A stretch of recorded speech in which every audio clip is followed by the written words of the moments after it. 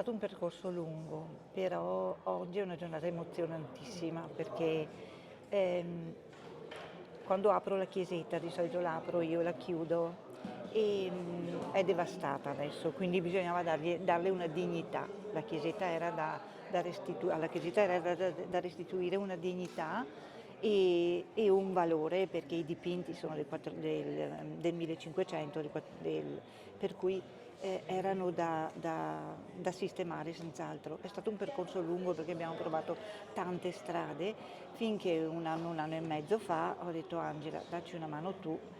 E quando si mettono insieme due donne, a dire la verità non due solo, perché poi abbiamo avuto anche altri apporti, però due donne caparbie, 3-4 donne caparbie, non ce n'è per nessuno. E ce l'abbiamo fatta, è una soddisfazione enorme, difatti prima mi sono scusata, io sono molto emotiva, per me questa è una giornata speciale, perché abbiamo raggiunto il risultato dopo 15 anni.